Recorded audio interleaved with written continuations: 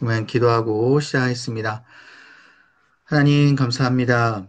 오늘 우리에게 이 디모데 전후서, 디도서, 로마서를 통하여 온전한 하나님의 복음이 무엇인지를 깨닫게 해주시고 그 복음이 얼마나 큰 영향력이 있는지를 우리가 다시 한번 새기고 나아갈 수 있게 해주셔서 감사합니다.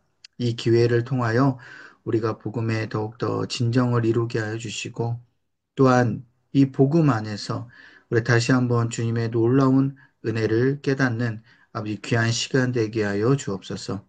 연말이라 여러 분주한 우리 마음 가운데 말씀에 깊은 은혜들이 새겨지게 하여 주셔서 분주함 속에서 주님을 찾고 분주함 안에서 주님의 사랑과 은혜를 누리는 우리의 모습 되게 하여 주옵소서.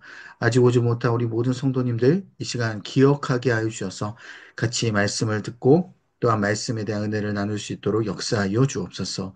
예수님의 이름으로 간절히 기도합나이다. 아멘. 네, 오늘 우리 이제 디모데 전서, 순서대로 또 디도서, 디모데 후서, 로마서 이렇게 좀 보도록 할 텐데요.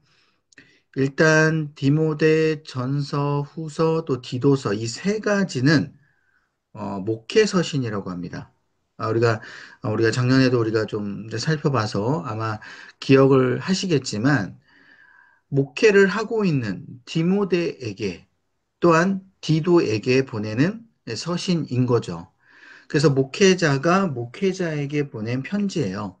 근데 우리가 왜 이거 일반 우리 성도들이 왜 우리가 이 디모데 전서 후서 우리 목회 서신을 우리가 봐야 되냐라고 우리가 생각할 수 있겠지만 단순히 목회를 하기 위한 편지라기보다는 그 성도들의 마음을 우리가 어떻게 알고 그 성도들을 함께 어떻게 복음으로 인도해야 될지에 대한 부분들을 알려주는 편지이기 때문에 굉장히 우리도 같이 봐야 되는 이 중요한 서신일 수 있습니다.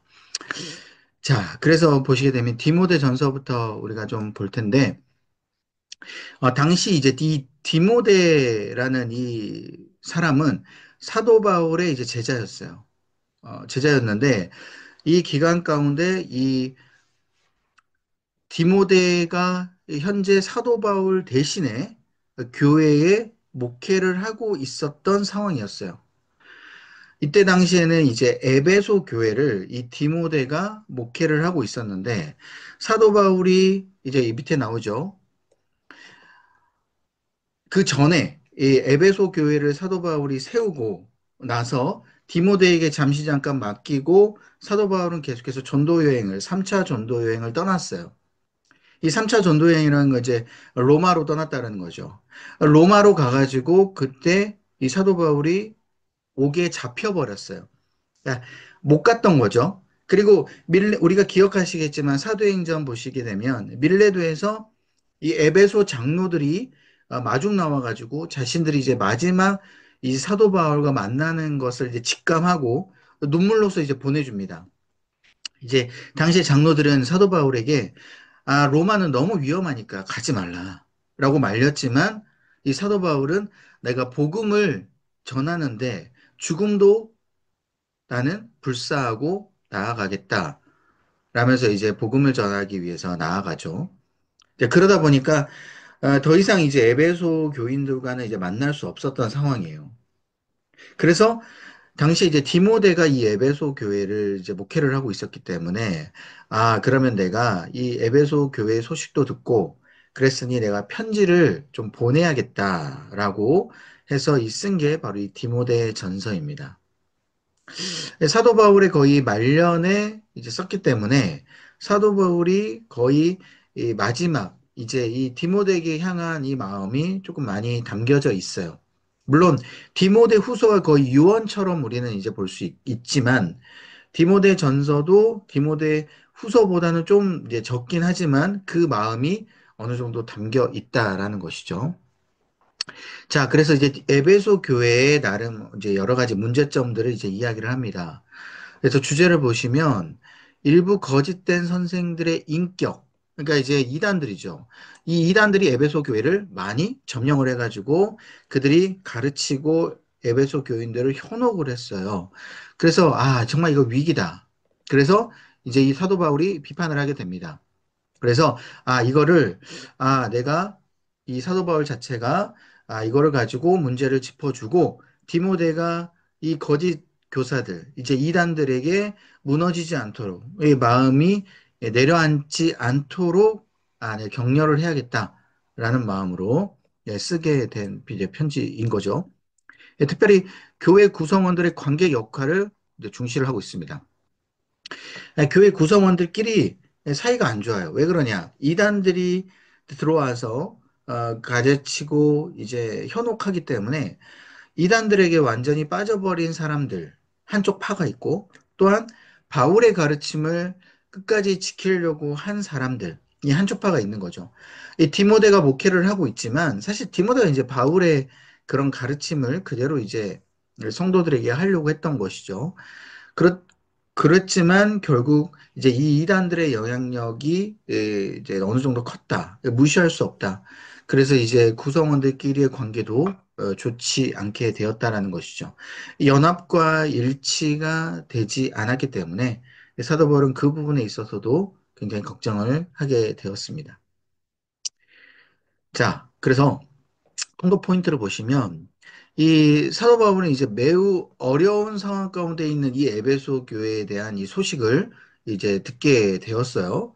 듣게 됐고 그 전에도 에베소 교회가 뭐 그렇게 좋진 않았어요. 좋진 않았는데 이제 디모데에게 목회를 맡기고 떠났는데 이게 더 어려워진 거예요.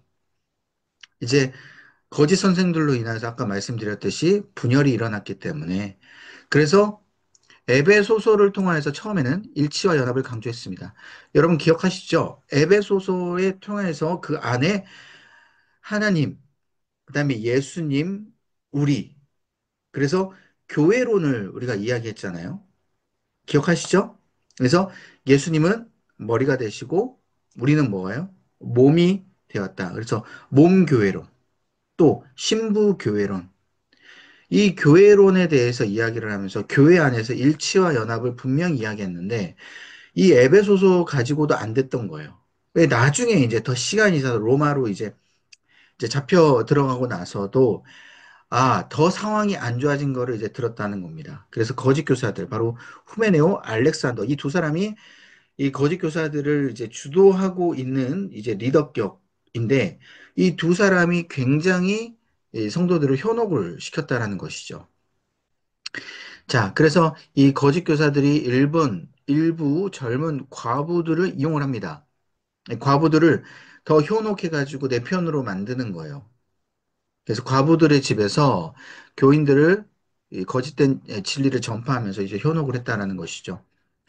이 젊은 과부들 얼마나 이제 외롭겠습니까? 이제 자기들의 편이 많이 없었고, 그리고 연약한 자들이었어요.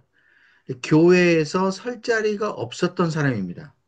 그러다 보니까 조금만 이들에게 신경 써주고, 조금만 이들에게 가져오면, 이들을 데리고 오면, 이들이 그만큼 이제 이 후메네오와 알렉산더 편이 될 수 있었다라는 것이죠. 우리 교회에서도 마찬가지잖아요. 소외되고 또 연약하고 또 나를 알아봐주는 사람이 없는 이 사람들은 굉장히 외롭습니다. 그러다 보니까 나를 알아봐주고 나에게 좀 칭찬해주고 나를 격려를 해주면 그만큼 확 빠지게 돼 있어요. 사실 그래서 이단에 빠지는 우리 분들의 모습을 보게 되면 대략 이 공동체성이 많이 약한 분들이 많이 빠지게 되는 거예요. 물론 이제 정말 나는 이제 이 말씀에 대한 이 사모함, 그 말씀을 나는 정말 깊이 파고 싶다 해가지고 교회에서는 이 말씀에 대해서 정말 깊이 막 알려주는 그러한 모습들이 많이 없기 때문에 이제 그런 모습으로 이제 사람들이 빠지는 경우도 있지만 그렇지 않고 공동체성이 약화되어서 특히 이제 젊은 청년들, 젊은이들이 그만큼 이제 많이 빠지는 거죠. 그리고 그 젊은 청년들은 어때요?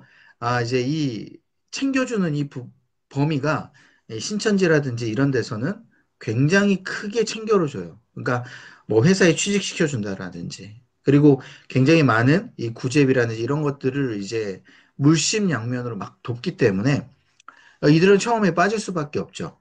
근데 결국 이제 이들이 빠지고 나서는 이들에게 이제 나중에 헌금을 갖다 바치라고 하죠.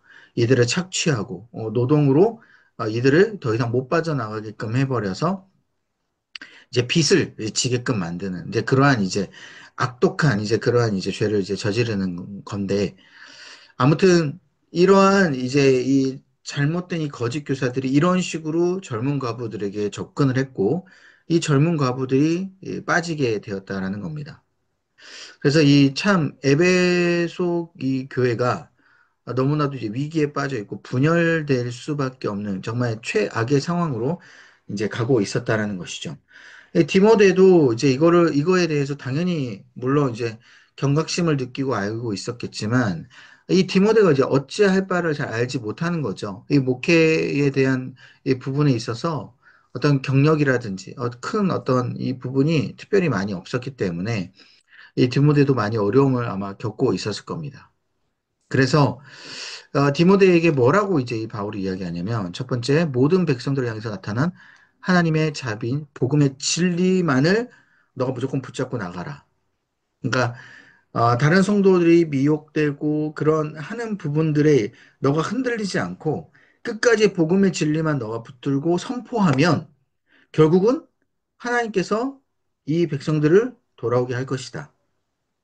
그래서 무엇이 가장 중요한지를 깨닫게 해주는 이 강조점이 먼저 있어요. 그러니까 우리가 이제 인생을 살다 보면 여러 가지 흔들리지 않습니까? 사람과의 관계도 어렵고 또한 여러 가지 나를 무너뜨리게끔 만드는 그런 여러 가지 그 조건들이 있는데 우리가 그 조건들에 흔들리지 않기 위해서는 우리가 복음의 진리만을 굳게 붙들고 우리가 나아가다 보면 이게 아무리 옆에서 어떤 환경이 어려움이 다가온다고 할지라도 우리는 흔들리지 않게 된다라는 거예요. 두 번째, 교회 지도자들에 대한 인격, 이 자격 요건에 대해서 이야기합니다. 쉽게 얘기하면 에베소 교회의 감독들, 그러니까 이제 리더십들이 무너져 버리기 때문에 이 리더십들이 제대로 못하기 때문에 이 후메네오 알렉산더 같은 이 거짓 이단들이 와가지고 판을 이제 키우면서 이들이 현혹시킬 수 있었다라는 거죠. 그러니까 결국 에베소 교회 리더십들을 바로 세우기 위해서 이런 자격 조건을 이야기하면서 이런 사람들을 너가 리더십으로 세워야 된다. 함부로 세우지 마라. 그래서 굉장히 이따 살펴보겠지만 많은 조건들이 나오게 됩니다. 그리고 이제 세 번째, 가르침, 이 로마 헛된 신화라든지 또 자기들의 생각이라든지 그리고 자기들의 어떤 편을 가르는 그런 부분이라든지 이런 가르침 또 금욕주의. 금욕주의가 뭐예요? 무조건 우리가 참아야 돼. 참고 우리가 약간 이제 불교처럼 이 열반에 들기 위해서 참고 나아가다 보면 우리가 그 가운데 축복을 받을 수 있다. 약간 이러한 식으로 가르친다는 것이죠. 그래서 이 이단들이 가르침에 대한 이 굉장히 무서운 부분이 바로 이제 이런 부분인 거고, 그리고 이제 네 번째는 디모데가 복음을 굳게 마지막 붙잡아야 된다. 그러니까 너가 무너지면 안 된다. 디모데 너 스스로가 이제 지금으로 같으면 이제 담임 목사님이잖아요. 담임 목사님이 무너져 버리면 이 복음으로 인하여서 흔들려 버리고 이제 목회에 대해서 흔들려 버리면 이제 안 된다. 너가 복음을 굳게 잡고 제대로 세워 있어야 된다. 그래서 너가 귀감이 되라. 라고 이제 이야기를 합니다. 자, 그래서 이제 내용 살피기를 보시면 자, 1장 1절에서 20절 보면 이제 먼저 첫 번째 이야기합니다. 거짓 가르침에서 너가 경계해라. 그래서 이 거짓 진리. 그래서 참 이제 이 이단들의 특징이 뭡니까? 이 자기들만의 해석집이 따로 있잖아요. 성경 해석집. 특별히 이제 요한계시록 가지고 많이 이제 성경 해석을 많이 하면서 이제 현혹을 시키는데 마찬가지인 거예요. 이런 이제 거짓 이단들이 자신들이 가지고 있는 이 나름 이 해석하는 이 부분들이 따로 있어요. 자기들끼리 이제 말을 맞추는 거죠. 그래서 그 헛된 그 진리에 대한 그 부분을 계속해서 전파를 합니다. 아까 보셨잖아요. 젊은 과부들 집에서. 그러니까 교회 공동체 내에서는 특별히 대놓고는 못해. 대놓고는 못하지만 따로 이 젊은 과부들 안에서 집에서 이 조금씩 조금씩 가르치면서 이게 확산되고 있는 거죠. 그러니까 이제 이게 리더십들도 이제 많이 확산이 됐고 리더십들도 아마 무너져 있는 상황이었다라는 겁니다. 그래서 야, 이 신화, 이 헬라와 끝없는 족보에 몰두하지 않게 해야 된다. 왜냐면 이제 이 거짓 가르침 중에 이제 성경뿐만 아니라 이제 거짓된 이 신화들, 그리스, 로마, 헬라 신화, 이제 이런 것들이 나름 이제 들어오게 되면서 이 족보가 있었나 봐요, 족보. 아까 말씀드렸듯이 이 자기들이 해석하는 그 족보들, 해석집들, 이런 것들이 이제 계속해서 돌아다닌 거죠. 거기에 너희들이 빠지지 마라. 그래서 결국은 이 후메네오, 알렉산더 이 두 명의 이 사람들을 이야기를 하면서 디모데도 물론 알고 있었겠죠. 예, 이런 사람들을 너가 경계를 해라. 라고 이제 이야기를 하고 있고요. 자, 이제 2장 1절부터 보게 되면 이제 공동체의 문제에 대한 교훈을 이야기를 합니다. 자, 이 단순히 이제 공동체 안에서 이런 이제 조금씩 퍼져 있었던 이단에 대한 이제 모습들이 이 공동체 안에서도 조금씩 이제 보인다는 거예요. 보인다. 이게 어떤 부분이냐? 이제 사실 이제 그 기도하는 그 부분에 대해서 지금 이야기를 하고 있는데 어쩌면 이 공동체의 안에서 이 남자들이 손을 들어 기도를 할 때 막 서로 싸워요. 그러니까 이제 기도를 하면서 내 편이 아닌 사람들을 놓고 기도를 하는 거죠. 쉽게 얘기하면 내가 마음에 안 드는 어떤 집사님이 있어요. 그럼 기도할 때 그 집사님에 대한 이름을 이야기하면서 하나님, 저 집사님 저렇게 하면 안 됩니다. 하나님, 저 집사님 저렇게 하지 않도록 막아주옵소서. 막 이런 식으로 분열을 일으키고 공격하는 그런 기도를 이제 해버리는 거죠. 이게 굉장히 이제 얼마나 이제 말이 안 됩니까? 그죠? 교회 안에서 그런 모습이 있는 거예요. 또 특별히 여자들 같은 경우도 이제 사람들 오해하는 유혹하는 옷차림, 예, 이런 것들을 입고 다니는 이제 여자들이 있었어요. 이게 바로 이제 젊은 과부들이었겠죠. 이 젊은 과부들이 이제 헛된 가르침 가운데 그 안에 후메네오 알렉산더 아마 이런 이제 거짓 교사들과 나름 성적인 연합도 있지 않았을까. 이제 그런 부분으로 이제 추측도 해 보고요. 그만큼 이렇게 죄악 가운데 빠져버린 이 젊은 과부들이 있기 때문에 교회도 이제 나오지만 교회 안에서 이런 옷차림, 또 이런 이제 자신들의 이제 외로움을 표출하는 것, 이제 이런 것들이 드러나게 되는 것이죠. 그래서 이러면 안 된다. 그래서 이런 것들에 대해서 디모데가 그냥 단순히 이들이 도덕적으로 이제 무너졌다라기보다는 이들이 헛된 가르침으로 인해서 이러한 행동들이 나온 것을 너가 유익 있게 이제 알아야 된다라는 것이죠. 결국 이제 모든 이 공동체 안에서 기도나 모든 이 모습들이라는 건 모든 사람들을 위한 것이 돼야 된다라는 거예요. 모든 사람들에게 은혜가 돼야 되고 덕이 돼야 되는 것이죠. 우리 교회 안에서 모든 사람들에게 덕이 되는 행동, 말, 이런 모습들이 우리 가운데 있어야 된다는 겁니다. 자, 그래서 이제 그 부분에 대해서 이야기를 하고요. 또 3장부터 이제 보게 되면 이제 교회 지도자들에 대한 자격 요건을 이제 이야기를 해요. 이제 예전에 이제 고대 이 그 교회 안에서의 이 직분은요, 지금 직분과는 조금 달라요. 좀 다르고 우리가 또 이제 장로교, 또 이제 침례교, 또 이제 직분들이 이제 조금씩 이제 다르듯이 이 지금 여기 고대 교회의 이 직분들은 어떻게 분류가 됐냐면 감독이 있고요, 집사가 있고요, 여자 집사 이런 식으로 이제 분류가 됩니다. 이제 성차별적인 이제 직분이라고도 볼 수 있는데 여기 집사는 남자 집사를 이야기하고 이제 여자 집사는 또 여자 집사라고 이제 또 따로 이제 이야기를 이제 하죠. 자, 그리고 이제 감독이라는 게 아마 좀 생소하실 겁니다. 감독은 뭐냐? 우리로 같으면 지금 이제 장로를 이야기해요, 장로. 예. 그래서 이 장로가 가장 이제 나름 이 교회 안에서 이제 탑 리더십을 이제 발휘를 하게 되는 거죠. 그래서 진짜 막 여러 가지 요건들을 이야기하는데 이 장로님이 되려면 이 장로의 15가지 조건을 이야기해요. 첫 번째는 책망할 것이 없어야 된다. 보시게 되면 굉장히 좀 이 책망할 것이라는 게 이거 정말 광범위하잖아요. 어떻게 사람이 책망할 것이 없겠습니까? 이 다 책망할 것이 있는데 그만큼 이 탑 리더십은 너무 중요하다라는 거예요. 누가 봐도 저 사람은 정말 흠이 없어. 그러니까 정말 책망할 것이 없도록 열심히 하고 있어. 이런 부분들을 받아야 된다라는 거죠. 그리고 한 아내의 남편. 이게 참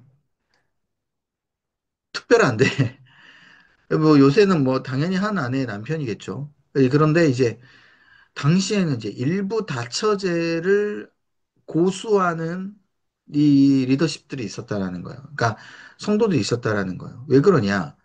근데 다른 나라의 문화들이 그대로 이제 오는 거죠. 그래서 하나님을 믿는 게 이제 중요한 거지. 뭐 내가 마음대로 뭐 일부 다처하는 거 그게 뭔 문제냐. 이제 이런 식으로 이제 생각하는 사람들이 어느 정도 있었다. 그래서 한 아내의 남편으로서 불륜을 저지르지 않고 그런 이제 남편이 중요하고 또한 절제. 이 절제에 대한 부분 마찬가지예요. 돈을 함부로 많이 쓴다든지 내가 탐심을 많이 가져서 이제 과하게 가지려고 한다든지 또한 교회 안에서도 어때요? 여러 가지 사역들이나 또 복음을 전할 때 내가 스스로 모든 것을 다 해야 된다라는 그런 마음가짐들 이런 것들을 우리가 또 절제를 해야 된다.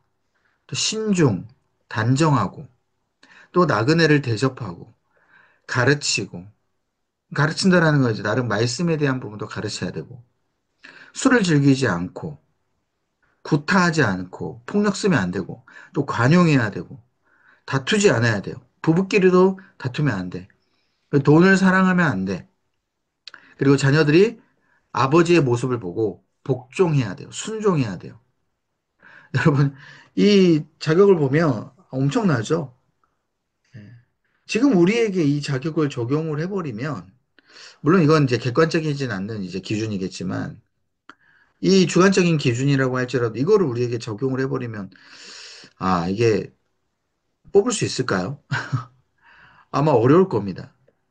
남자 집사에 대한 조건도 8가지나 돼요. 보시면 정중해야 됩니다. 일언을 해야 돼요. 두말하면 안 돼요. 그리고 술을 즐기면 안 돼요. 더러운 이익을 취하면 안 되고 양심이 있어야 돼요. 그리고 믿음의 비밀을 또한 가지고 있어야 됩니다. 우리 집사님들, 우리가 흔히 이야기하는 서리 집사님들의 조건이 바로 이런 조건이 있어야 된다는 거예요. 이 믿음의 비밀, 마지막 이제 믿음의 비밀이라는 건 뭐냐면 내가 하나님과 만난 이 믿음, 내가 어떻게 하나님과의 이런 관계를 맺고 있는지, 내가 믿음을 하나님을 어떻게 믿고 있는지, 이런 것들은 우리 가운데 가지고 있어야 된다는 거예요. 너 하나님 믿어? 믿어. 뭐 어떻게 믿는데? 그랬을 때 내가 믿음이 그냥 말만 믿음이 있다고 말하는 게 아니라 진짜 내가 하나님을 어떻게 믿고 있는지, 얼마만큼 하나님을 생각하는지 그런 어떤 이걸 이제 비밀스러운 자기만의 이 믿음이 있어야 된다라는 거죠.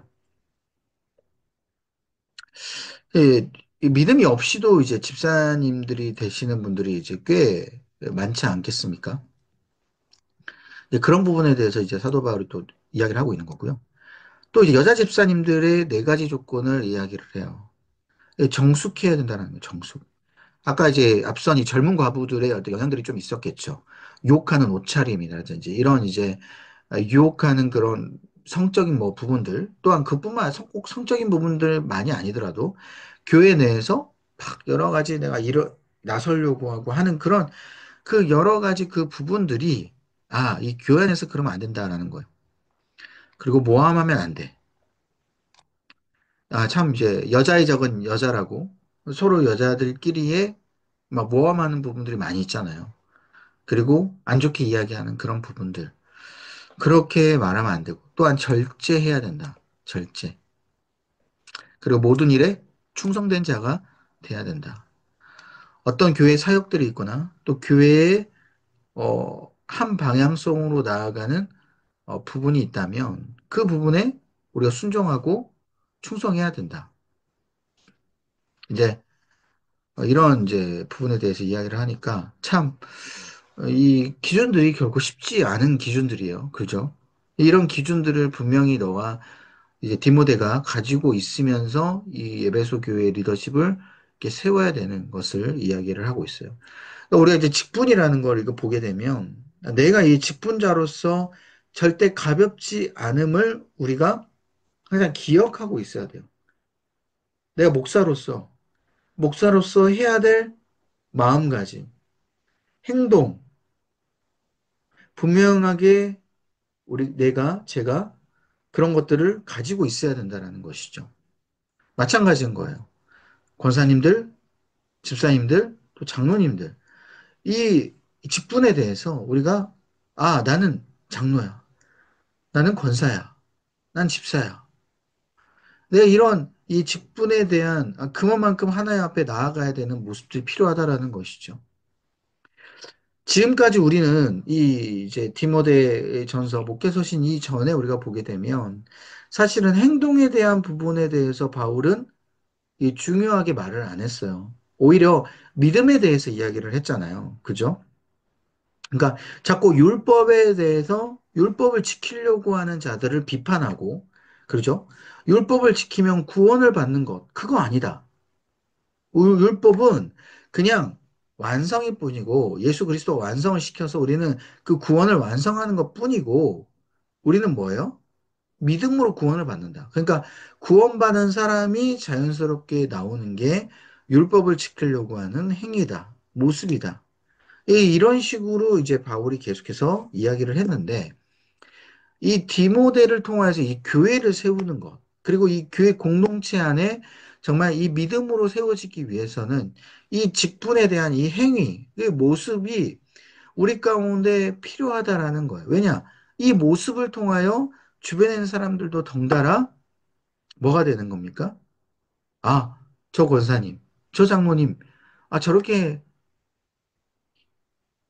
엎드려서 사역하시는데, 저렇게 열심히 하시는데, 이 본이 된다라는 것이죠. 그래서 이 직분이라는 거는 결코 나 혼자 생활하는 게 아니고 교회 공동체를 세워가는 데 있어서 필요한 이 직분이라는 겁니다. 그만큼 이 직분에 따른 행동도 중요하다라는 거죠. 그러니까 나 혼자 신앙생활하기 위해서는 이 직분은 필요가 없어요. 자, 그리고 이제 3장 14절부터 보게 되면 그래서 이 목적에 대해서 조금 설명을 하는데 목적이 뭐냐? 이 당시에 이제 아까 말씀드렸죠. 호메네오 알렉산더, 이 거짓 선지자들, 특히 이 거짓 선지자들이 이 들어오고 나서 어떤 이 가르침이 많이 들어왔냐면 또 영지주의하고 금욕주의 이런 것들이 이제 많이 들어왔어요. 아까 금욕주의에 대해서는 잠깐 설명을 이제 드렸지만 이 영지주의는 뭐냐면 육은 중요하지 않아. 영만 중요해. 금욕주의는 반대요. 육은 중요해요. 그런데 영에 대해서는 그렇게 중요하지 않게 생각하는 사람들이에요. 금욕하는 건 내 몸을 스스로 이렇게 제어하는 거잖아요. 절제를 하는 거지 않습니까? 거기 극단적으로 절제를 하면서 내가 스스로 구원을 받을 수 있음에 대해서 마음을 갖는 것이고, 영지주의는 반대로 내 몸은 중요하지 않기 때문에 내 몸은 마음대로 해요. 그런데 영은 중요해. 내 몸은 마음대로 행동해도 되지만 내 영은 중요하기 때문에 마음대로 행동하다가 교회 나와서 예배를 드리고 기도해요. 이 영지주의의 모습이에요. 그 이제 제가 이제 이 영지주의만 하면 좀 생각나는 분이 계세요. 저희 아버지신데 저희 아버지가 이제 그 생전에 너무나도 이제 술을 이제 좋아하셨기 때문에 이 술에 대해서 이제 못 끊는 거예요. 술을 먹어 드셔요. 술을 드시고 나면 이제 토요일에 이제 밤까지 드시는 거죠. 새벽까지 드시는 거예요. 늦게까지 드시고 나서 잠깐 주무시고 그 아침에 꼭 또 일찍 일어나셔. 일찍 일어나셔가지고 아직 술 냄새가 아직 나는데, 덜 깬데, 아, 교회를 가야 된다고. 아, 교회 가서 예배를 드려야 된다고. 그래야지 하나님께서 축복 주신다고. 이러면서 이제 교회를 가세요. 그러니까 이게 어떻게 보면 참 영지주의와 이제 비슷한 이제 마인드가 있어요. 아, 그래서 결국 이제 저희 아버지께서 이제 그 간 옆에 담도암으로 이제 돌아가셨는데 그러니까 몸을 관리를 안 하니까 이 술로 인하여서 이 몸이 이제 무너져 버린 것이죠. 예, 하나님께서는 이제 결국 그렇게 말씀하시지 않았거든요. 결국 우리의 몸이 성전이다. 그래서 우리가 저번 주에 배웠잖아요. 에베소서. 우리 이 성전, 우리 몸이 성전이다. 그래서 이게 이 성전 교회론이 우리 가운데 있어야 되고 또 반대로 너무나도 이 몸을 중요시 생각해서 이 금욕주의처럼 아, 내 몸만 관리하고 영에 대한 관리를 하지 않아. 이런 금욕주의도 하나님께서 경고를 하셨다라는 것이죠. 이 부분에 대해서 이제 이야기를 했고요. 이제 4장 6절부터 보게 되면 이제 디모데에 대한 또 다른 이제 당부를 하는데 결국 디모데가 잘해야 된다. 목회자가 잘해야 된다라고 이야기합니다. 자, 목회자는 어떻게 해야 되냐? 항상 진리를 붙잡아야 된다. 경건에 이르도록 힘쓰고 연단해라. 그래서 이 경건의 연단이라는 건 우리에게 범사에 유익하다. 그러니까 지금 당장은 이 경건의 연단이 힘들고 어려울지 모르겠지만 이후에 우리가 이 땅 가운데서 상급을 분명히 받게 되고 또한 천국에서도 상급을 받게 되는 것을 이야기합니다. 특별히 디모데는요, 연소했어요. 그렇기 때문에 지도자들이 나름 이 디모데를 업신이 여겼겠죠. 처음에 말씀드렸듯이 이 디모데가 이제 교회 가운데 큰 영향력, 이 장악력이 조금 미비했다라는 겁니다. 지도자들, 그러니까 리더십들이 디모데를 약간 업신 여기는 부분도 있고 그러다 보니까 디모데가 이 교회를 이끌어 가는데 나름 어려운 부분도 있었겠죠. 그래서 이 리더십들이 업신여기지 못하도록 디모데가 너가 교육자, 그러니까 목회자답게 말을 하고 또 행실을 가지고 또한 사랑을 가지고 믿음을 가지고 또 정절을 하면서 너가 업신여기지 않는 그 모습을 계속 보여줘야 된다. 특별히 말씀을 읽고 권하고 가르치는 것에 너가 힘쓰라 라고 이야기를 합니다. 자, 그리고 이제 5장부터 이 성도들에 대해서 이제 또 교훈을 해요. 이제 목회 서신이지만 성도들이 이렇게 변해야 된다라고 이제 추가적으로 이제 써주는데 이 성도들의 분류가 나옵니다. 뭐냐면 늙은이도 있어요. 또 젊은이도 있고요. 늙은 여자, 이제 권사님이라고 이제 우리가 이제 생각하면 되고 또 젊은 여자라고 표현합니다. 이제 과부뿐만 아니라 청자년 자매, 또 여자 집사, 그리고 참 과부라고 해요. 이제 젊은 과부가 아니라 참 과부는 누구냐? 60세 이상의 과부를 참 과부라고 합니다. 그러니까 진짜 이제 과부가 된 거죠. 그러니까 젊은 과부 같은 경우는 나름 이제 결혼을 할 수가 있어요. 그러니까 이제 결혼을 해가지고 또 가정을 꾸릴 수 있기 때문에 당시에 이제 60세 이상이 된 과부, 이제 참 과부에 대한 행실에 대해서 또 이야기를 합니다. 아무튼 이 젊은이 아버지처럼 대해야 되고, 늙은이를 아버지처럼 대해야 되고, 젊은이 또 아들처럼 사랑해야 되고, 또 늙은 여자 권사님을 또 존중하며, 또 젊은 여자 이거를 내 딸처럼, 내 형제 자매처럼 대우해주고, 또 참 과부, 네, 어머니처럼 대하고, 네, 특별히 이제 이렇게 정말 잘 대해야 됨을 이야기를 해주고 있고요. 특별히 이제 문제 일으킨 젊은 과부에 대한 태도를 이야기해요. 그러니까 아까 말씀드렸지만 이 현혹이 돼가지고 이 거짓 교사들의 현혹이 돼서 그 가운데 이 젊은 과부들이 그 말만 따르는 이 사람들, 이 젊은 과부들을 너가 어떻게 대해야 되냐? 이들을 무조건 치리해서 없앨 것뿐만 아니라 이들을 사랑으로 대하고 이들을 너가 잘 가르쳐야 된다. 품어야 된다.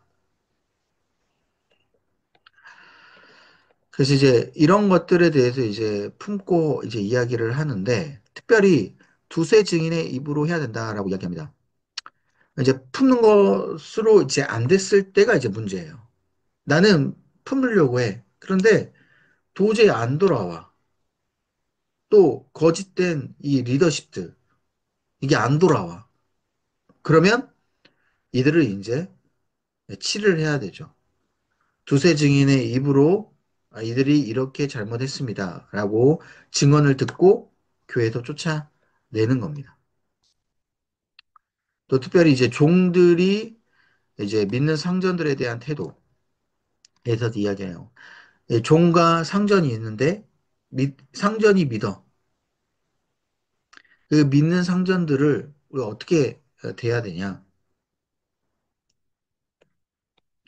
그래서 이 부류의 이제 사람들을 우리가 대할 때 사랑과 교리 입장에서 접근해야 됨을 이야기를 합니다. 자, 그리고 이제 6장부터 보게 되면 이 거짓 교사들에 대해서 마지막으로 이제 비판을 하게 돼요. 거짓 교사들을 결국은 이 사도 바울은 이제 용서하지 않습니다. 예. 이들은 무조건 치료해야 돼요. 없애야 돼요. 특별히 이제 거짓 교사들은 어떻게 비판하냐? 언쟁을 좋아하는 자들이다. 그리고 돈을 사랑하는 사람들이다. 라고 딱 두 가지로 판명을 해버립니다. 이들은 무조건 일치 연합 필요 없어요. 무조건 자기들 편으로 만들고 이제 분열을 시키는 거죠. 또 돈을 사랑하기 때문에 자기들 편인 사람들마저도 돈을 바치게끔 만드는 거예요. 특별히 우리가 이제 이거를 이제 비판하면서 우리는 공술의 공수가 마음을 가져야 돼. 욥기하고 전도서 말씀을 인용을 하면서 우리가 그대로 빈손으로 왔으니 빈손으로 가는 거. 그거 당연하다. 너희들도 욕심 가지지 마라. 이야기하고요. 마지막 6장에서는 디모데에 대해서 마지막 당부를 합니다. 디모데가 잘하도록, 야, 너는 믿음의 선한 싸움을 끝까지 지켜라. 라고 이야기를 합니다. 그래서 실제로 우리가, 저도 이제 마찬가지고, 장례 때 이런 기도를 저는 많이 하거든요. 우리가 믿음의 선한 싸움을 싸우다, 이제는 하나님의 부르심을 입었다. 특별히 우리가 이 믿음의 선한 싸움이라는 게 거짓된 것과 계속 우리가 싸우는 거잖아요. 하나님이 원하시는 그 믿음의 모습, 그 행동을 우리는 지키려고 하면서 계속 거짓된 것이 우리 가운데 유혹이 되고 현혹이 됐을 때 우리가 그걸 물리치고 싸우는 거. 그게 우리 가운데 가장 수고로운 일이고 잘한 거예요. 그 믿음의 선한 싸움을 우리는 끝까지 달려가는 겁니다. 싸우는 거예요. 디모데는 바로 그러한 싸움을 지금 싸우고 있다라고 이야기를 해요. 얼마나 삶이 계속해서 치열한 삶을 싸우고 있는 거죠. 우리도 너무 하루하루가 이 평안한 게 아니라 이 믿음의 선한 싸움을 싸울 때 그 가운데 우리는 내가 이걸 지키려고 열심히 노력을 하고 있구나라고 우리는 깨달아야 되는 거예요. 그냥 삶이 그냥 너무 평안해. 내 하고 싶은 대로 해. 이 믿음의 선한 싸움을 싸우는 건 아니죠. 음. 내가 오늘 하루도 하나님을 위해서 이 믿음을 지키기 위해서 끝까지 내 욕심과 정욕을 싸우고 내려놓고 하나님을 바라보며 나아가는 것. 그래서 이거를 디모데에게 마지막 당부하고 끝내게 됩니다. 자, 그 다음에 이제 디도서예요, 디도서. 디모데 후서로 바로 넘어가지 않고요. 왜 디도서를 가냐? 중간에 이제 이 디도서를 목회 서신으로 또 디도에게 보냈는데, 이제 디도서는 조금 이제 다른 교회죠. 이 그레데라는 교회입니다. 디도라는 이 제자가 그레데에서 목회를 하고 있었어요. 이 그레데라는 이 교회는 어떻게 보면은 이 바울과 디도가 함께 그레데 교회에 전도를 하고 세웠어요. 여기 밑에 나와 있죠. 디도와 함께 그레데 섬에서 전도한 적이 있고 디도를 그레데에 남겨두어 신자들의 목임을 책임지게 했습니다. 디도가 처음부터 목회를 하게 됐어요. 그러니까 바울은 전도를 하고 그레데 교회를 세우긴 했지만 목회를 한 적이 없고 그냥 떠났어요. 전도 여행을. 그러다 보니까 이 디도가 어느 정도 이 목회에 대한 부분이 이렇게 잘한 그 사람이 아니기 때문에, 목회자가 아니었기 때문에, 이 교회에 대한 이 시스템, 이 행정적인 부분들이 나름 빈약했어요. 그래서 어떤 직분을 세우거나 어떤 사역을 맡기는 것, 이런 여러 가지 이 부분들이 행정적으로 조직화되지 못했다라는 거예요. 그래서 교회 안에서는 유대주의 성격이 강한 이단들의 가르침도 같이 들어와 있었어요. 행정적으로 조직화되지 못했고 가르침도 제대로 전하지 못했다. 그래서 이때 당시에 이제 이 리더십들이 이 유대주의의 성향이 강한 리더십들이 이제 많이 있었다라는 것이죠. 그래서 목회하는 디도에게 바울은 목회 사역의 지침을 주었는데, 그래서 보시면 교회를 행정적으로 잘 조직하고 유대주의 성격이 강한 이단들의 가르침을 벗어나도록, 야, 지금 이 그레데 교회의 이 모습은 잘못된 거다라고 알려주는 이 서신이 바로 이 디도서입니다. 그러니까 디모데 전서에 보게 되면 에베소 교회는 이 목회자가 이 바울이 목회를 했잖아요. 그런데 이단들이 흐트러 버렸기 때문에 힘들어졌는데, 이 디도서는 보게 되면 그레데 교회는 처음부터 이 유대주의에 강한 이 사람들이 리더십으로 세워졌고 행정적도 안 됐으며 이 유대주의의 가르침이 나름 들어와 있다. 대신 그렇다고 해서 막 헛된 철학 막 이런 것들이 그렇게 많지는 않았다. 물론 이제 그거에 대한 부분도 이제 나중에 좀 다루긴 하지만, 아무튼 그래서 여기 안에 보시면 교회 행정에 대한 지시를 먼저 이야기하고요. 교회 각 층이 어떻게 교회를 섬겨야 될지, 또 사회생활을 어떻게 해야 될지 나옵니다. 자, 좀 특별하게 사회생활에 대한 부분은 뭐냐면, 이 그레데인들, 이 그레데 교회의 주된 성도들이 그레데인들인데, 그레데 섬에 살고 있는 그레데 원주민들인데, 이 그레데 원주민들의 특징이 뭐냐면, 이 게으르다라는 특징이 있어요. 게으르고 다른 사람들 거를 이익을 취하면서 이 빈대처럼 살고 있는 그런 사람들의 특징이 있습니다. 이건 뭐 이제 어떤 그 헛된 철학, 그 그리스 로마 신화 뭐 이런 부분이 아니라 이들의 사회, 그러니까 삶의 어떤 특징인 거죠. 그러다 보니까 이들에 대해서 변화할 수 있도록 이제 게으르지 않고 부지런할 수 있고, 또한 이들이 다른 사람들 거를 빼먹는 게 아니라 자기가 스스로 노력을 해서 쟁취할 수 있도록 그런 부분에 대해서 사도 바울이 이제 그렇게 가르쳐라라고 이야기를 해요. 그래서 특별히 이제 하나님의 백성들은 순결함을 지키자. 그래서 하나님이 주실 복을 영원히 누리는 상속자가 우리가 되어야 된다라고 이야기합니다. 이 순결함이라는 게 하나님 앞에서 정직하고 하나님 앞에서 내가 일하고 하나님이 보고 있다는 사실 가운데 내가 다른 사람들 걸 등쳐먹지 않고 이러한 모습들, 이게 필요하다라는 거예요. 그래서 믿음과 사회생활이 지금 같이 들어가 있어요. 이 디도서에는. 중간에 이제 이 디도서를 이제 그래서 사도 바울이 썼는데, 자, 그래서 이제 1장 1절부터 보게 되면 장로들 감독들에 대한 임명이 나오게 됩니다. 이제 행정적으로 이제 제대로 세우기 위해서는 리더십들을 제대로 또 세워야 되는데, 이제까지 리더십들이 유대교주의의 성향이 강한 사람들이 리더십들이었어요. 자, 그러다 보니까 이 장로 감독들에 대한 임명을 이야기하는데, 자, 여기서 좀 특별한 게 있죠. 우리가 익숙하게 바라본 장로가 나옵니다. 장로. 아까 말씀드렸듯이 그 감독은 누구였어요? 지금으로 따지자면 장로님들이에요. 그러면 이제 장로들은 누구냐? 장로들은 약간 안수 집사 격으로 여러분 생각하시면 돼요. 안수 집사. 지금으로 이야기하자면. 네.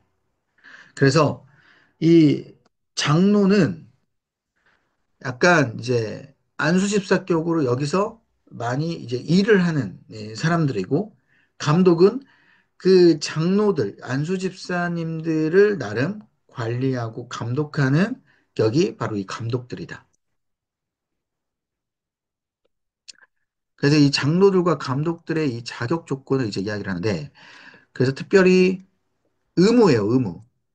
그러니까 이 디모데 전서는 감독들은 이렇게 이런 사람이 세워져야 된다라고 이제 이야기를 하지만 그게 의무가 아니라 나름 이제 권면인 거죠. 왜냐면 이 그 조건들이요. 엄청나게 객관적이지가 않아요. 그러니까 이제 주관적인 거죠. 그러니까 그런 이제 대략 그런 주관적인 사람들을 너가 정말 보면서 이제 세워야 되는데 이 그레데 이 교회 여기는요 장로과 감독이 정말 그렇게 의무로 그렇게 하는 사람들을 무조건 세워야 돼. 그래야지 교회가 제대로 설 수 있어. 왜 그러냐면 자 보세요. 디모데전서 에베소 교회는 이미 나름 이 헛된 이단들, 그러니까 이단들이 나름 판을 이제 치고 있었기 때문에 객관적으로 그런 사람들을 이제 다 없애버리고 지금 이런 객관적인 조건을 가진 사람들을 완전히 세우는 게 한계가 있었다라는 거예요. 근데 이 그레데 교회는 나름 이제 이단들은 없으니까 너가 이 사람들을 세울 수 있다라는 거예요. 세워보자라는 거죠. 그래서 교회 직분의 세우는 일에 굉장히 중요하다라는 겁니다. 디모데 전서를 먼저 보냈던 바울 입장에서는 아, 직분자들, 이 리더십들이 너무 중요하구나. 그래서 이거에 대해서 알고 있었기 때문에 이야기를 하고 있고요. 그래서 그레데 교회 안에는 악한 짐승이고 게으름뱅이들, 또 거짓말을 하는 사람들, 이제 이런 사람들이 굉장히 많이 있었어요. 아까 말씀드렸죠. 그래서 이제 이 사람들을 야, 너가 경계를 해라. 그리고 이 사람들을 너가 가르쳐라. 특별히 유대인의 허탄한 이야기라고 진리를 배반한 사람들. 그러니까 유대교의 가르침을 중요하게 말하는 사람들. 이 사람들을 경계해라. 또한 행위로 믿음을 보이지 않는 자들. 그래서 막 행위만 하고 순종하지 않아. 이런 사람들 때문에 너가 영향을 받지 않아야 된다. 그리고 2장 1절 보시면 또 다양한 사람들이 나오죠. 늙은 남자들, 늙은 여자들, 젊은 여자들, 젊은 남자들, 종. 이 다섯 집단에 대해서 바른 교훈을 제시를 합니다. 어떻게 행동을 해야 될지. 교회 안에 이렇게 다양한 각층에 있는 사람들에게 맞는 교훈을 너가 가르쳐야 된다는 거예요. 왜냐하면 종 같은 경우는 막 상전에 대해서 제대로 헌신하지 않아. 그 젊은 여자들, 젊은 남자들은 자기 마음대로 해.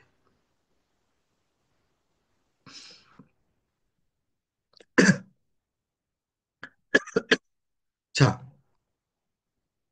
그리고 이제 3장부터 보게 되면 이제 세상 속에 사는 하나님의 백성들 이야기해요. 아까 말씀드렸죠? 거짓말하고 악하고 게으르고 이제 이런 것들이 우리 가운데 이제 있어서는 안 돼. 그래서 경건한 삶을 살아야 된다. 이 경건한 삶이라는 건 우리가 이제 알지만 잘 안 되잖아요. 노력을 해야 되잖아요. 그런데 결국 이 경건한 삶이라는 건 노력으로 되는 게 아니라 삼위일체 하나님이 주신 구원이 있어야 가능하다. 그래서 우리가 하나님을 온전히 믿고 하나님께서 주신 은혜로 이 경건한 삶이 가능하다. 특별히 하나님의 사랑이 우리 가운데 가득히 있었을 때 시작이 된다는 거. 그래서 그리스도의 의롭게 하신 은혜와 성령의 새롭게 하시는 사역이 나타나는 것이 경건한 삶을 살아가야 되는 것이 근거가 된다. 근데 결국은 하나님께서 우리를 이 소망을 붙들고 축복을 받는 상속자가 되게 하려 하셨다라고 이야기합니다. 자, 우리가 경건하게 살게 되면 마지막 축복을 받는 상속자가 된다. 3장 9절부터 15절까지는 뭐냐? 거짓 선생들에 대해서 마지막 정죄를 합니다. 이들을 받아주면 안 돼요. 그리고 어리석은 변론, 족보 이야기, 분쟁과 율법에 대한 다툼, 이런 것들이 이제 이 그레데 교회 안에서도 나름 있었다라는 것이죠.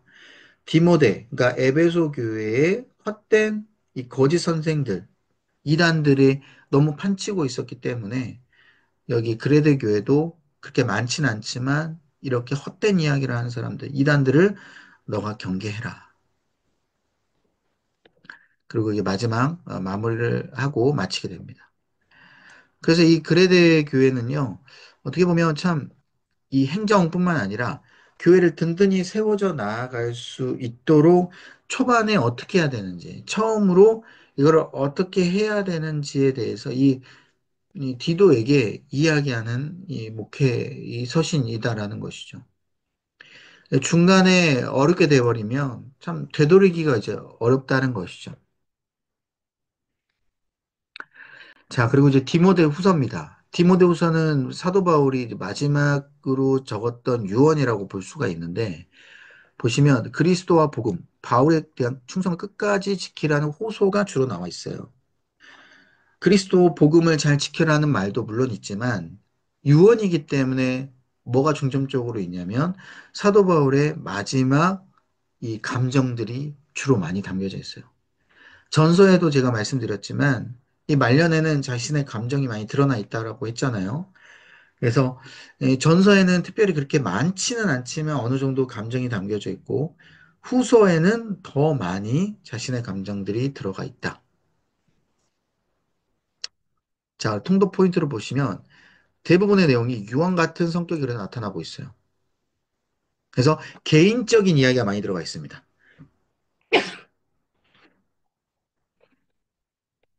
특별히 바울이 이 디모데에게 전했던 그 여러 가지 복음에 대한 메시지가 이 바울이 잘 지키겠도록 그 호소를 하고 있어요. 전체 내용은 뭐냐? 지금 바울이 자신이 지금 고난을 당하고 있고 어려움 속에서 있는데 내가 지금 그리스도께 충성하고 있다는 거예요. 나는 이러한 어려움 가운데 충성하고 있으니 디모데 너도 고난과 어려움 가운데 충성해라.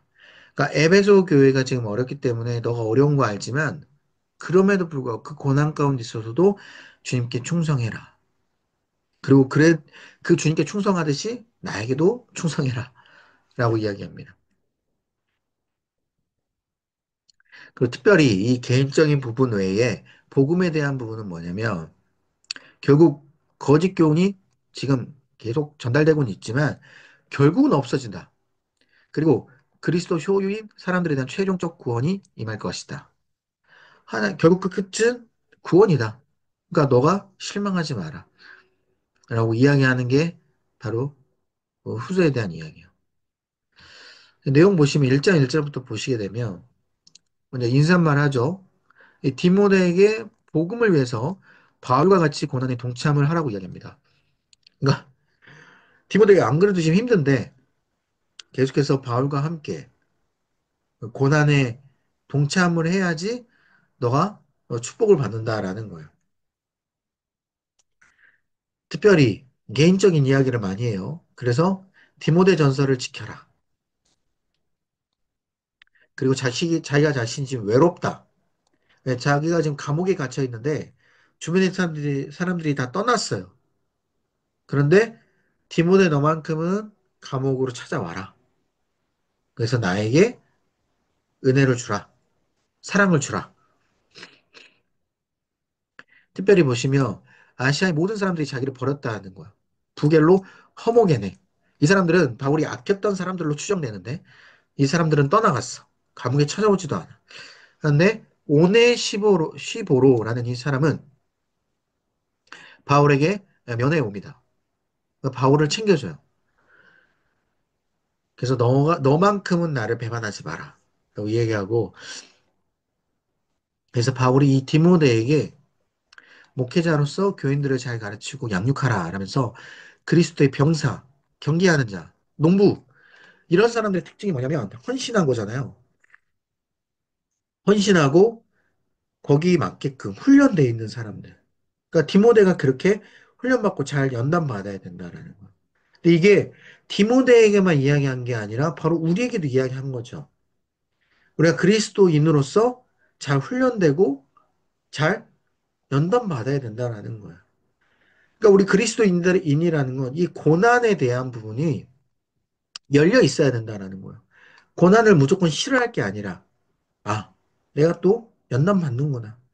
이 고난에 대해서 내가 열려있는 마음으로 받아들이는 모습. 근데 2장 14절부터는 뭐냐?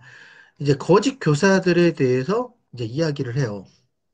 그러니까 디모데가 거짓 교사들을 대우를 할 때 막 말다툼을 하잖아요. 거짓 교사들을 너희들은 잘못됐어.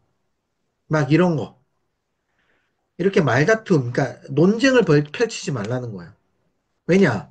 논쟁 펼쳐봤자 중요한 저들이 돌아오지 않는다라는 거죠. 그러니까 우리가 이단들을 상대할 때도 마찬가지예요. 이단들이 자꾸 막 우리들과 성경의 말씀에 대해서 나누자는 거예요. 그죠? 자신들이 왜 맞는지에 대해서 논리적으로 우리를 설득하려고 그렇게 이야기를 하는 거죠. 그런데 이 말씀이라는 거는 그렇게 논리적으로 설명되는 게 아니에요. 그죠? 근데 자기들은 지금 이 말씀에 대한 부분 논리적으로 다 풀었다라고 하면서 우리들을 설득시키고자 하는 거야. 그래서 이 말싸움을 하면 안 돼요. 논리적으로 붙으면 안 돼. 자, 그래서 헛된 망령, 헛된 말, 이것들을 그냥 넌 치부해버리고, 성도들도 그거를 치부해버릴 수 있도록 하고, 진리의 말씀을 잘 분별하자. 부활은 이미 지나갔다는 말로 사람들에게 부활에 대한 소망을 없애는 자들을 너가 또 경계해라. 이 부활에 대한 이 거짓 진리가 많이 있거든요. 그러니까 인간은 부활할 수 없어. 부활은 이미 끝났어. 앞으로 우리들은 아까 영지주의를 말씀드렸는데 이 영지주의와 같이 우리들은 이 육은 중요하지 않아. 부활할 수 없어. 영만 중요해. 이런 이제 사람들이 많이 있다라는 것이죠. 그들을 너가 신경 쓰지 마라. 부활 소망으로 나아가야 된다. 특별히 마지막 때에는 더 고통스러운 시대가 오고 사람들의 말세 증상이 나타난다는 겁니다. 그래서 그 끝날에 되면 고통의 시대가 더 찾아와요. 막 기근과 전쟁, 핍박 이런 것들이. 예, 그런 것들을 너가 기억하고 끝까지 나아가라. 자, 그리고 이제 3장 10절부터는 마지막으로 이야기합니다. 야, 바울이 복음을 얼마나 확실하게 품고 가는지를 디모데에게 이야기를 해줘요. 예, 바울은 지금 감옥에 잡혀 있고 자기가 또 알아요. 마지막 죽을 수 있는 시간이 얼마 남지 않았다. 그러니까 나는 분명하게 이 복음을 확실히 품고 나아가니까 너도 이렇게 확실히 품고 나아가라. 그래서 말씀에 대한 초점, 그리고 디모데가 말씀에 충실한 직무를 따르기를 원하고 있습니다. 바울은 이제까지 박해를 많이 받았잖아요. 이게 너무 자연스러운 현상이라는 거예요. 고난에 대해서 열려 있어요. 그러니까 디모데가 박해를 받는 건 잘못된 게 아니야. 그러니까 너가 고난을 받는 건 잘못된 게 아니야. 자연스러워. 그래서 이게 주제 말씀인데 너가 진리 가운데 확신 가운데 거하라. 진리 위에서 확신 가운데 거하라. 우리도 마찬가지다라는 거죠. 마지막 사사로운 부탁을 하고 마치게 됩니다. 뭐 입을 것 좀 가지고 오라. 라고 뭐 편지들도 잘 전해줘라. 막 이런 이제 사사로운 부분들에 대해서 마지막 인사를 하고 이제 마치게 됩니다. 바울이 이 마지막 유언으로 썼던 이 디모데후서는 사사로운 개인적인 부분들이 많이 있지만 그만큼 바울의 입장에서는 이게 외로움으로 끝나는 것이 아니라 외롭지만 그 가운데 복음의 확신을 붙잡았고 자신이 이제까지 걸어온 길이 결코 잘못되지 않았음을 선포하는 그러한 메시지가 담겨져 있는 거예요. 그러니까 우리들도 마지막 하나님 앞에 섰을 때, 서기 전에 우리가 자녀들에게 또한 우리 주변에 있는 사람들에게 내가 선포할 거는 뭐냐면 바울처럼 내가 이제까지 살아온 길이 결코 실패한 삶이 아니다. 고난과 고통이 있는 삶이라고 할지라도 그것이 너무 자연스러운 삶이었고 나에게는 이것이 이 고통의 삶이 오직 하나님 앞에 진리 가운데 확신 가운데 거하는 그런 삶이었다. 라는 것을 우리가 선포하는 마지막 우리의 이 땅에서의 마지막 인사가 되었으면 좋겠습니다. 자, 좀 시간이 됐지만 로마서까지 하고 갈게요. 자, 로마서는 뭐냐?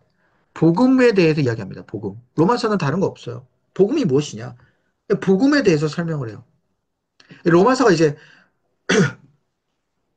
물론 이제 지금 디모데 후서보다 뭐 훨씬 이제 앞에 쓰여졌다라고 이제 우리가 예, 보고 있지만 이 왜 로마서를 이제 저 마지막에 이게 배치를 했냐면 로마서니까 어디 교회예요? 로마 교인들이잖아요. 사도 바울이 마지막 로마로 들어가서 이제 마지막 로마 교인들에게 복음을 전하는 사명을 가지고 갔단 말이에요. 그래서 진짜 사도 바울이 말하는 복음은 이 엑기스가 가지고 있는 복음이에요. 내가 이제까지 이 전도 여행을 하다 보니까 특별히 이 전도 여행 안에서 이 복음이 얼마만큼 너희들에게 중요한지를 내가 알려주겠다 해서 로마 교인들에게 이 로마서를 알려주는 거예요. 특별히 로마 교인들에게 이제 복음을 전하긴 하지만 당시에 유대인들도 있었잖아요. 유대인. 그러니까 로마 안에서 유대인들과 로마인이 한 교회를 섬기고 교회 안에서 하나님을 같이 섬긴다라는 거예요. 예배를 드린다는 거예요. 그래서 이 유대인과 로마인이 다를 수밖에 없잖아요. 이 다를 수밖에 없는 이 두 집단이 한 연합을 이룰 수 있도록 복음으로 인하여서 거기에 대한 목적도 있습니다. 그래서 로마서에 여러분 너무 잘 알고 있는 말씀이죠. 믿음으로 인하여 너희들이 하나님의 의를 칭함을 얻었다라고 이야기합니다. 로마서 1장 17절. 자, 그래서 행동, 어떤 율법 이런 걸로 믿음을 얻는 구원을 얻는 게 아니라 믿음으로 하나님의 의를 얻는다. 이게 로마서의 주제예요. 자, 앞선 목회서신까지는 뭐예요? 교회에 대한 이야기를 하면서 그 교회 안에 율법, 꼭 율법이 아니라 어떤 행위에 대한 부분이 나름 중요했잖아요. 근데 이제 로마인들에게는 처음 그리스도를 믿는 이들이기 때문에 이들에게는 행위 율법이 아니라 너희도 믿음을 가지고 있어야 돼. 믿음을 가지고 나서 그 다음에 행위가 나오는 거야. 라고 먼저 이야기를 해주고 유대인들에게도 계속해서 율법을 중요시하는 게 아니라 너희들 믿음을 가져야 돼. 라고 이야기합니다. 특별히 이제 이 저장연대 보시면 바울이요 친분이 있는 26명에게 당부하고 있다라고 이제 적혀져 있잖아요. 이게 로마 교인들 26명에게 복음을 전했던 것 같아요. 이 26명이 로마 교인, 로마의 그 교회의 첫 이 시작점, 이 개척 멤버인 것 같습니다. 이 26명 로마 교인들에게 이 복음을 전하고 있는 것이죠. 그리고 그 이후에 복음에 대한 이해를 잘못하고 있는 유대계 그리스도인들도 복음에 대한 제대로 된 이해를 가지도록 원했다라는 것이죠. 먼저 통독 포인트를 보세요. 자, 로마에는 유대인 그리스도인들도 있고요. 이방인 그리스도인들도 있습니다. 그죠? 유대인 그리스도인들이라는 건 단순히 로마에 살기만 한 이제 우리로 같으면 이제 한인들이죠. 한인들처럼 어, 이스라엘 백성들이 로마에 가서 이제 사는 거죠. 유대인들이. 그리고 이방인 그리스도인들은 당연히 이제 로마인들이거나 아니면 이 이스라엘 백성들처럼 다른 나라에서 로마로 잡혀와가지고 사는 이제 이방인들이겠죠. 그런 이제 이방인들과 유대인들의 대립이 나름 있었다라는 거예요. 복음으로, 그러니까 믿음으로 구원을 받는다. 이 부분 때문에. 그래서 이걸 가지고 서로 대립이 생겼고, 바울이 그거에 대해서 정확하게 짚어준 거죠. 특별히 유대인들의 정체성이 확인하는 세 가지 기본 수단이 있었어요. 이걸 가지고, 세 가지를 가지고 계속 주입식 교육을 하는 겁니다. 이거를 지켰을 때 구원을 받는다. 그래서 할례, 안식일 준수, 음식 관련, 부정한 거 먹으면 안 돼. 이 세 가지 율례를요, 계속해서 이방인 유대인들에게, 그리스도인들에게 지켜야 된다라고 이야기하는 거죠. 그래서 사도 바울이 정확하게 끝내버립니다. 야, 믿음으로 하나님의 의를 받을 수 있어. 구원받을 수 있어. 그래서 율법을 실행함으로써 구원을 얻는 것이 아니라 그리스도 예수에 대해서 믿음을 통해서 얻을 수 있음을 선포하는 것이죠. 자, 그리고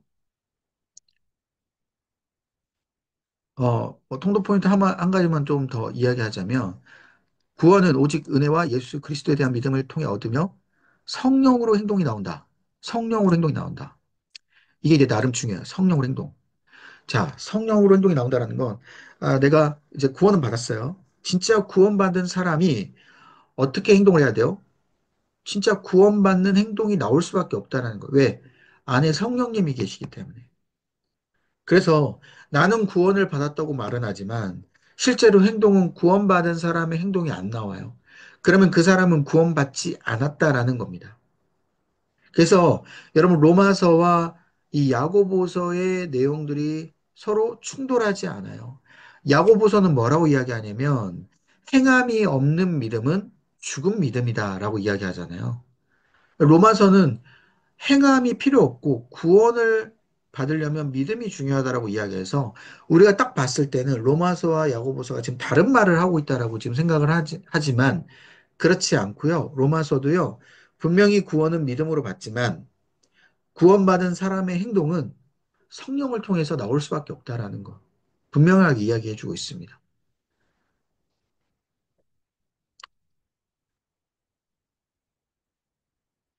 자, 그래서 밑에 보시면 이 3번 보세요. 이방인들과 유대인이 모두가 차별 없이 새로운 감람나무, 예수님의 접붙일 수 있는 기회가 주어졌다라는 것을 분명히 이야기해요. 이방인들이 율법을 통해서 구원받는 게 아니기 때문에 분명히 주님, 예수님에게 우리는 믿음으로 접붙임이 되어서 우리는 가지가 되는 거죠.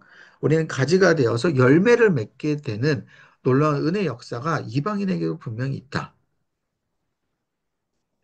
그래서 하나님의 은혜를 다루고 있습니다. 이방인이나 유대인이나 하나님의 은혜가 분명히 우리에게 있다. 왜냐? 둘 다 죄인이에요. 동일하게 죄인.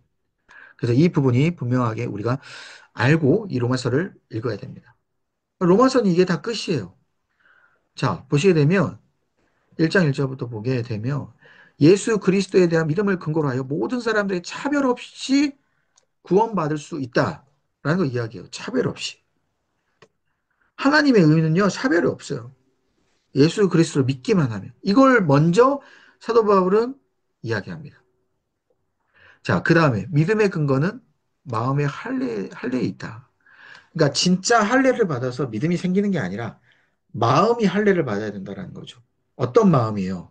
예수 그리스도를 믿고 거기에 따라서 행동하는 할례. 그래서 너희들이 그러니까 유대인들이 그렇게 잘 믿는 아브라함이 할례를 받아서 구원받은 게 아니라 의롭다 칭함을 받은 게 아니라 이미 아브라함은 믿음으로 구원을 받았고 의롭다 칭함을 받았고 그 이후에 하나님께서 할례를 시켰다라는 것을 이야기를 하고 있는 거예요. 진짜 할례, 구원을 준다면 아브라함이 먼저 할례를 받고 나서 구원을 줘야지. 왜 하나님께서 내가 너를 믿음으로 봐서 내가 구원을 주겠다. 구원을 주었다라고 뭐 하려고 하나님께서 그렇게 이야기했냐.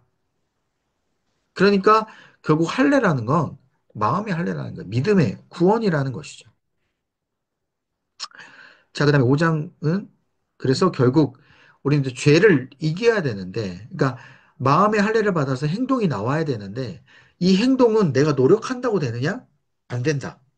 이 행동은요, 죄를 이기기 위해서는 사망의 법, 율법이 아니라 생명의 성령의 법을 통하여서 우리는 이길 수 있다. 우리 죄악된 본성을 이길 수 있다. 생명의 성령의 법이 뭐예요? 예수 그리스도. 예수 그리스도의 사랑. 여호수아가 죄악된 본성을 대적하게끔 했다라는 것이죠. 자, 그 9장에서는 무엇을 이제 연결해서 이야기하냐면 그런데 유대인 대다수가 그리스도 안에 이 복음의 소식에 반응하지 않아요. 뭐? 믿음으로 구원받는다고? 별로 안 믿으려고 해요. 안 믿으려고 해. 그러니까 유대인들 스스로는 이 율법을 가지고 있는 믿는 우리들만이 하나님의 백성이에요. 그러니까 이방인을 자꾸 배척을 할 수밖에 없는 것이죠. 그런데 이들은 하나님이 하시는 일을 깨닫지 못한다라는 겁니다. 그래서 거부해요. 이방인들을 거부해요. 그래서 이스라엘에게 책임을 자꾸 제시합니다. 하고 있습니다. 유대인들에게는 분명하게 책임이 있다라는 거죠. 이방인들이 주님을 믿지 못하게끔 하는 책임. 자, 그런데 하나님이 유대인들을 버렸을까요? 아니에요. 이스라엘, 유대인들을 완전히 버리지 않았고, 이들도 아직까지 기회가 있다는 거예요. 예수 그리스도에게 접붙임이 되어서 가지로서 열매를 맺는 그런 기회가 있다는 것이죠. 자, 그 다음에 12장. 하나님의 의의 실제적인 적용이 됩니다. 그래서 이제 하나님의 은혜가 우리에게 있는데, 이거는 하나님에 대한 헌신을 요구를 해요. 우리가 하나님 앞에 어떻게 헌신을 해야 되냐. 그거는 아까 말씀드렸지 진짜 구원받은 사람이라면 헌신이 나올 수밖에 없는 거예요. 그럼 뭐 솔직히 우리가 하나님의 일을 할 때, 사역을 할 때 우리가 하나님에 대해서 그 헌신을 우리가 하기 위해서 나아가는 거잖아요. 그죠? 근데 내가 사역을 할 때 나 하나님 헌신 안 하려고 사역하는 사람도 있습니까? 아니에요. 하나님 앞에 헌신하려고 사역하는 거예요. 그래서 우리가 참 하나님 앞에 헌신하려고 나아가는 우리 마음, 사역할 때 이왕 우리가 사역을 한다면 하나님이 기뻐하시는 마음으로 우리가 사역해야 된다. 하나님이 이 헌신을 우리가 보고 계시기 때문에 그래서 마음으로 우리가 새롭게 하고 우리를 산 제물로 드려야 한다. 여기서 말한 산 제물까지도 이야기 나온 거잖아요. 우리는 이미 죽은 거죠. 하나님 앞에 죽은 거예요. 우리는 드려진 거예요. 그렇기 때문에 우리가 헌신을 할 때 산 제물처럼 하나님 앞에 드려진 우리의 모습이 우리가 나타나야 된다라는 거. 그랬을 때 진짜로 우리를 통하여 하나님과 우리 사이가 화평하게 되고 우리 공동체가 나를 통하여 화평하게 되는 그러한 놀라운 일들이 펼쳐진다라는 것이죠. 그래서 유대인들이 산제물로 지금 드리지 않고 있죠. 그러니까 산제물로 드려서 서로 존중하고 사랑해서 그리스도 안에 하나가 돼야 된다라고 이야기를 합니다. 이제 마지막 15장에서 16장까지는 이제 바울이 이방 선교 로마에 대한 계획을 이야기해요. 자, 이제 로마로 가기 전에 이 로마 교인들에게 이제 더욱더 쓴 부분을 분명히 이야기를 하지만 아까 말씀드렸듯이 26명의 이 로마인들, 이방인들을 전도를 하고 이 초대 멤버로 세우고 났어요. 그리고 나서 이 로마로 나는 더 넓게 퍼지면서 선교를 할 것이다. 라는 그런 여러 가지 정말 그 계획들이 이 사도 바울에게 있었어요. 그래서 나는 로마로 갈 것이다. 근데 이제 로마로 가자마자 이제 붙잡혔죠. 아무튼. 그래서 이제 이 로마에 있는 이 사람들, 이방인들, 거기에 대해서 문안 인사를 하고 마지막 권면을 하고 이제 마치게 됩니다. 그래서 마지막 사도 바울이 이야기하는 건 모든 민족으로 믿어 순종케 되는 거. 주님의 백성이 되는 것. 이게 사도 바울의 마지막 사명이고 꿈이다라는 것이죠. 그래서 결국은 이 복음이다라는 거는 믿음으로 구원을 받고 구원받은 사람들이 정말 거룩한 산 제물로 주님 앞에 나를 바치고 헌신하는 행동이 나오는 것. 이것에 대해서 정확하게 이야기를 해주고 있는 것이죠. 자, 이렇게 디모데 전후서, 디도서, 또 로마서 이렇게 했는데요. 자, 보게 되면 이제 우리가 이제 마지막으로 좀 기도했으면 좋겠는데, 기도할 때 하나님, 우리 가운데 정말 우리 맡겨주신 이 사명, 이 직분, 이것을 우리가 소홀히 하지 않고 온전히 이 주님의 몸된 교회와 주님의 공동체를 위해서 제가 열심히 헌신하며 나아가는 우리의 모습 되기를 소망합니다. 끝까지 믿음의 선한 싸움을 우리가 달려 나아가겠습니다. 제가 달려 나아가겠습니다. 그같이 좀 기도했으면 좋겠습니다. 그리고 하나님 우리 가운데 있는 이 복음으로 인하여서 제가 이렇게 믿음의 선한 싸움을 달려가고 있사오니 이 복음에 대한 이 놀라운 이 영향력, 이 복음에 대한 놀라운 감격, 이 사랑이 우리 가운데 계속해서 잊어버리지 않게 해주시고 우리 가운데 샘솟을 수 있는 우리의 모습 되게 해달라고 우리 같이 기도하시고 제가 마무리 기도하고 마치도록 하겠습니다. 기도하겠습니다. 하나님 아버지 주신 아버지 이 복음 하나님 여기 모르겠습니다. 주님, 복음을 위해서 우리가 헌신, 복음을 우리가 붙들고 나아갔어. 주님, 복음을 위하여 더욱더 우리가 맡겨주신 잘 감당할 수 있도록 인도하여 주옵소서. 무엇보다도 이 복음으로 인해서 거룩한 산책, 주님, 우린 좋았어요. 주님께서 이 성령님을 통해서 하여 주옵소서. 기도하겠습니다. 하나님, 우리는 복음을 믿습니다. 그 복음으로 주님, 우리가 이제까지 달려왔음을 믿습니다.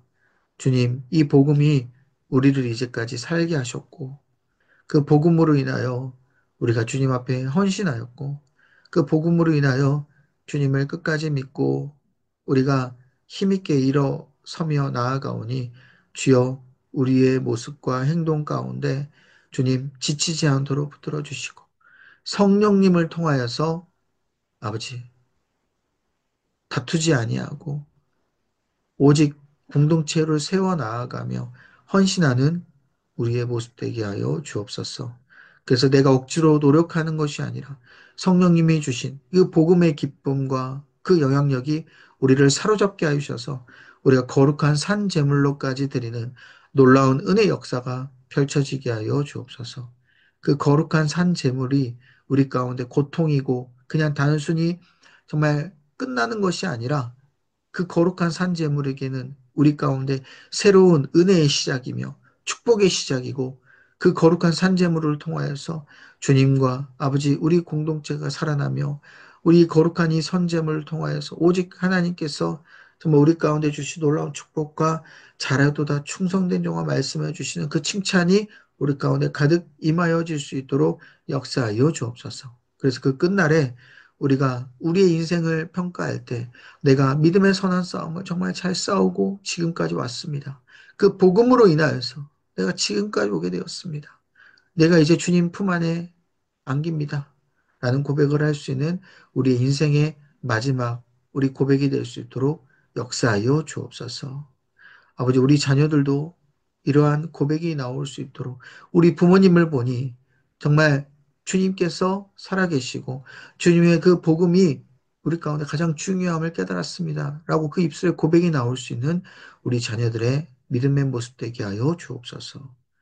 이 모든 말씀 믿사오며 예수님의 이름으로 간절히 기도합나이다. 아멘.